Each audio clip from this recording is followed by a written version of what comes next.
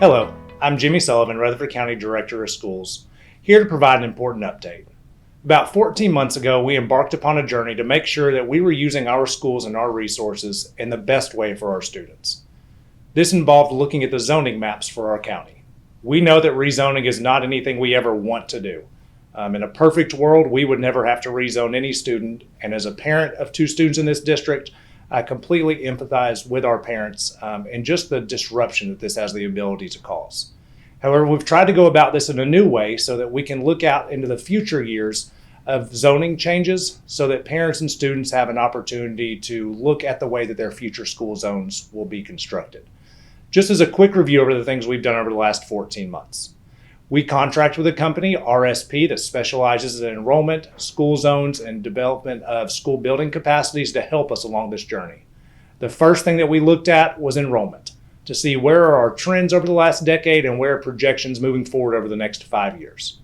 The next step, we looked at what is the actual capacity at each one of our buildings in Rutherford County, or basically how many seats do we have for students in each building. The next part of that is where we started in this last part of the summer, was to look at zoning. So now that we know how many students should be in our schools, how many seats do we have for schools, how can we develop zone lines to ensure we put as many students in brick and mortar seats into buildings that we possibly can.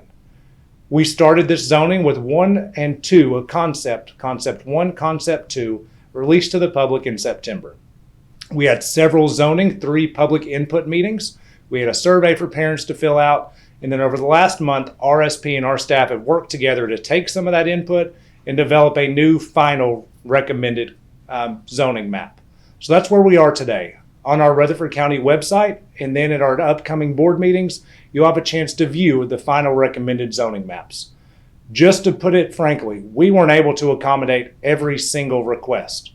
That has been the unfortunate part of this journey of a district that is growing over 1,000 students every single year. We're not able to keep every single neighborhood and every single street in the schools that they traditionally may have been. And again, we empathize with those situations, but we have to make sure we're providing seats for all of our students across the county. The other part of that is the cost of our school system. We have a very aggressive 5-year plan, over $750 million to build buildings for our students. In order to show our funding body that we need those funds and need those buildings, we have to use our current seats first. So the next steps, again, today will be the release of our new recommended zoning map.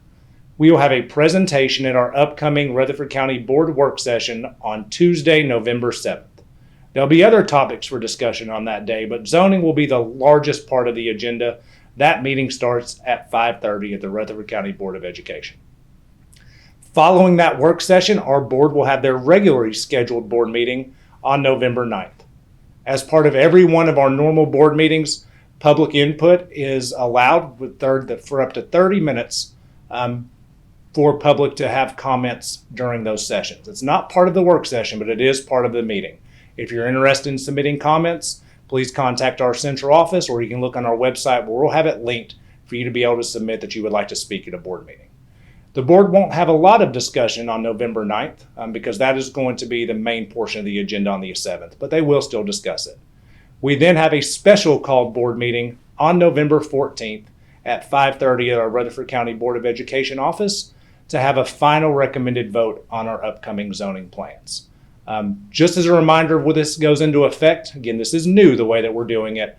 Elementary and high school zones will not take effect until 25-26. So we still have several years, a year and a half away till it takes effect. Middle school new zones will not take effect until the 26-27 school year.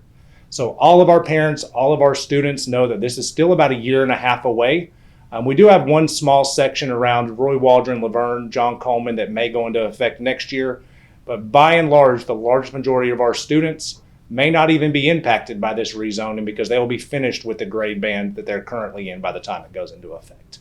We're always here to help. We know that rezoning is not something that we really love doing or anyone loves doing, and we apologize for the disruption that it can cause, but this is a necessary step for us to right-set our district and put students in buildings where we absolutely possibly can. Thank you, and we look forward to hearing from you.